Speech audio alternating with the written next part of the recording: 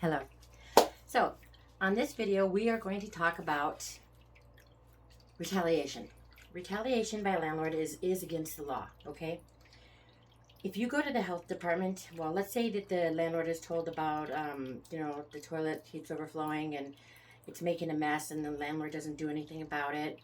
And you think to yourself, well, I'd rather not get into the legal about this right now. I just want to get this fixed and I can't afford it. So you can go to the health department or you can go to the city code department, and you can tell them about something that needs to be fixed for repaired. That's is of health and safety, sewage, excessive roaches, problem with the lighting shorting out, things like that. Air conditioning unit not working. You want to give the landlord a chance, of course, to fix it and do it all in writing, remember. And then you want to make sure that you get documentation from the city or from the code department. Now, after you've told the landlord, you don't have to tell the landlord that you went, but they're going to come out and she's going to know, she or he are going to know somebody called the code department. And being that they're going to go to your apartment, she or he are probably going to know. So you want to make sure that you watch for retaliation. Retaliation can come in a lot of different forms. Retaliation can come in the form of excessive service appointments made and canceling them, or making a service appointment and coming in and doing something different, like accumulating, fabricated violations against you and writing you up for breaching the lease, stuff like that, or trying to evict you, or raising rent in the middle of a lease, or adding fees, saying that you have to pay for the repair, you did it, you have to pay for it. No, the code department comes out. They don't care. They don't care if you didn't pay rent. They don't care about anything except for getting this place up to code. And the landlord will be held responsible for it. So the landlord could get mad. And so you need to watch for retaliation. And I'd like to say, in a perfect world, that you would be protected, but they can do what they want. You just have to document everything. You have to get it on video. Pictures and videos are the best.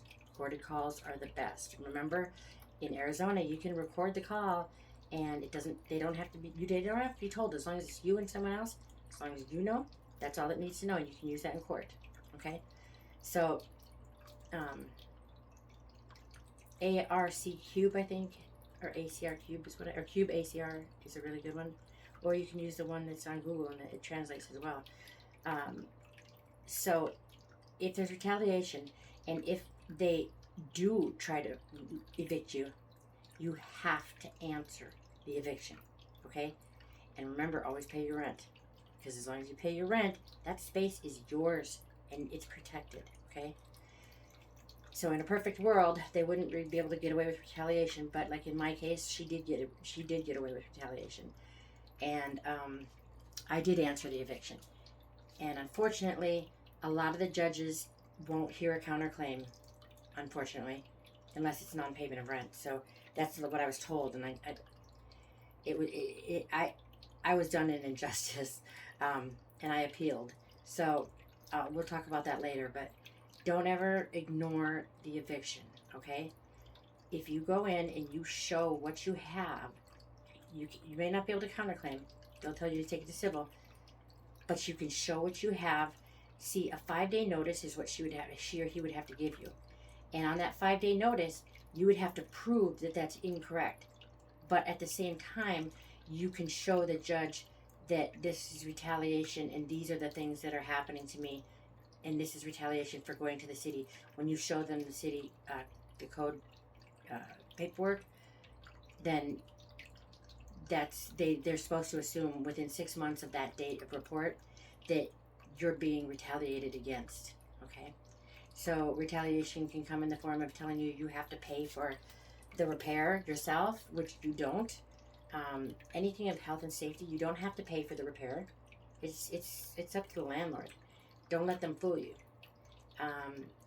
Saying it's your fault, she'd have to prove it's your fault. Like, if it's something to do with plumbing, she would have to have a plumber actually say that this is, like, sanitary napkins or something were stuffed in there, or crayons or something like that. So if it's just old pipes, no, you're not held responsible for anything.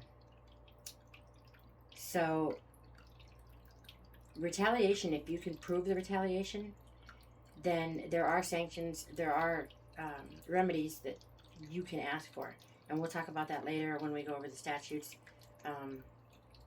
the individual statutes for each. I'm going to do a video on each statute singly so that you don't get overwhelmed like I got overwhelmed with just seeing all those statutes. And they were all, I mean, I was just having to learn them really quick. And it was extremely mentally exhausting. So I hope to spare you some of that. So if you're having a problem with your landlord retaliating, please remember to document everything.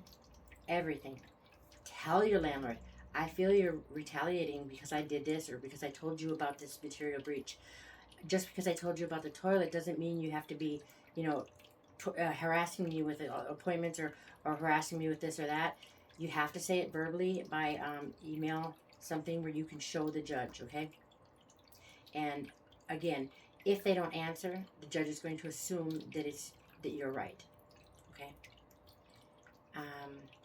I'll go over later in the different videos what forms to fill out, and I'll help you find the forms, and I will help you to, I can show you how to fill them out even. You don't have to hire a paralegal to do this. It's expensive. You can do this yourself. And if you go to small claims court, there's no judges. I mean, there's no lawyers allowed. But always remember, and not a lot of people know this, in small claims court, if you're suing someone, they're allowed to take it to request for it to be transferred to judicial. And a lot of the rental companies and like auto dealerships, the small ones, they'll do that so that you get scared and that you won't go because they'll have a lawyer. So if your landlord is an LLC, then you need to make sure that you make sure that you're prepared to go to judicial if you have to, because they need a lawyer to represent themselves. If you go to small claims court, you have to sue the landlord, not the LLC. Okay? But we'll talk about the legalities of it later too. So, all right. This is brought to you by an Essential Healing Touch. If you're feeling fatigued and you're feeling stressed over this landlord and about to pull your hair out, come in and get a balancing, like a car, a balancing